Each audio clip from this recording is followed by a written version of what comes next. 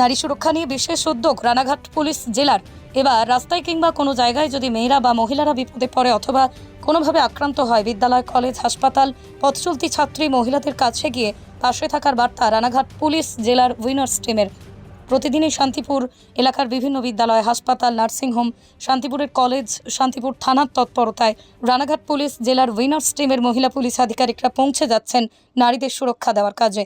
তবে সবসময় পুলিশকে সঙ্গে পাবো, আতঙ্কিত মানুষজনদের বক্তব্য এটা প্রশ্ন তুলছেন বিদ্যালয়ের ছাত্ররা। তাদের নারী সুরক্ষায় রানাঘাট পুলিশ জেলা যে মেয়েদের পাশে রয়েছে তা বলার অবকাশ রাখে না। যদিও এই তৎপরতা থেকেই নারীদের সুরক্ষিত রাখবে রানাঘাট পুলিশ জেলা, রানাঘাট পুলিশ টিম, এমনটাই আশাবাদী প্রশাসন। পৃথিবীর 3 ভাগ জল 1 ভাগ স্থল, তাই পানীয় জলের অভাব নেই। কিন্তু বিশুদ্ধ পানীয় জল একটাই, বৃষ্টি অ্যাকোয়া। প্রতি ফোঁটায় আনে তৃপ্তি, মেটায় তেষ্টা। বৃষ্টি অ্যাকোয়া, বিশুদ্ধ পানীয় জল। প্রশ্ন আছে যে যখন আমরা পুলিশকে ফোন করবো তখন কি সত্যি কি তাদেরকে পাওয়া যাবে? যে আমরা এখন রাস্তায় বেরোচ্ছি, যে এখন এই আর্জিকর ব্যাপারটা নিয়ে যে কতটা ভয়াবহ এখন দেখতে পাচ্ছি, তো আমরাও ভয়ে রয়েছি, আমাদের পরিবারও ভয় রয়েছে। তো সেই দিক থেকে পুলিশ যদি আমাদের পাশে থাকে অবশ্যই আমাদের খুব ভালো লাগবে। কিন্তু এটাও আমাদের একটু কনফিউজ আছে, এই ব্যাপারটা নিয়ে কনফিউশন আছে আমাদের, যে সত্যিই কি পাওয়া যাবে ওদেরকে। কেন মনে করছো পাওয়া যাবে না?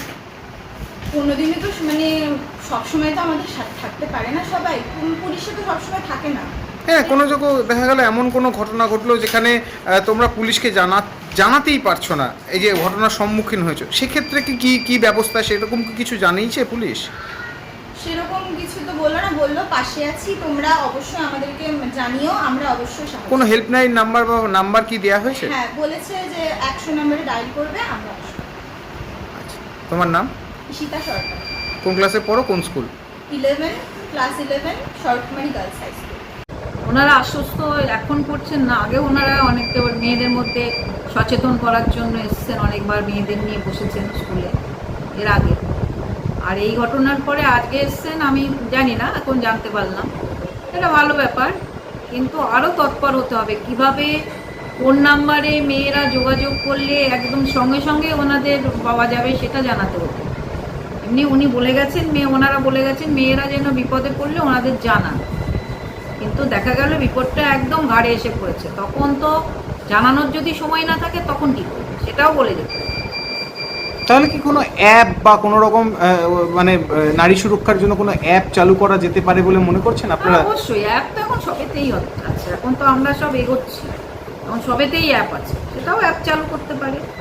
এবং আরও ভালো হয় যদি আমাদের মেয়েদের, এখন আমাদের ক্যারাটে আর কিক বক্সিং আছে, ক্যারাটেটা সমগ্র শিক্ষা থেকে করাচ্ছে আর কিক বক্সিংটা একটা বেসরকারি সংস্থা থেকে করাচ্ছে। এরকম যদি ওনারা সরকারিভাবে চালু করতে পারেন তাহলে তো খুবই ভালো হয়, মেয়েরা নিজেদের প্রোটেকশন নিজেরা যদি নিতে পারে। আপনার নাম করছে? আমার নাম লীনা বিশ্বাস, প্রধান শিক্ষিকা, শরৎকুমারী গার্লস হাই স্কুল। বুঝতে পেরেছো পুলিশের এই কথায়? পুলিশ যখন বলেছিল যে কোনো অচেনা লোক যদি তোমাকে কোনো বিরক্ত করে তাহলে তোমরা অবশ্যই ম্যামদের জানাবে, নয় পুলিশদের জানাবে বা বাড়ির লোকদের জানাবে। আমরা সেই বিষয়ে এগিয়ে যাবো আরও ভালো। আচ্ছা, পুলিশের তরফ থেকে কোনো রকম কোনো নাম্বার কিংবা কিছু দেওয়া হয়েছে তোমাদেরকে? ম্যামকে দিয়েছে। সেই নাম্বারগুলো তোমরা কাছে রাখছো? তাহলে এই যে পুলিশের উদ্যোগকে কিভাবে দেখছো, কতটা মনে হয় যে মেয়েদের জন্য উপযোগী এই বর্তমান সময়ে? এখন মেয়েদের জন্য খুবই উপযোগী, কারণ মেয়েদের এখন বিপদ আছে, সেটা খবরে দেখা যাচ্ছে সবসময়। তাহলে পুলিশের এই যে কাজ, তাতে তোমরা অনেকটাই আশ্বস্ত হয়েছো। তোমার নাম? আমার নাম রানু হালদার। মেয়েদের সাথেও কথা বলেছেন, আমাদের সাথেও কথা বলেছেন। এই উদ্যোগটা এখন কতদিন থাকবে জানি না, আজকের উদ্যোগটা ভালো লেগেছে।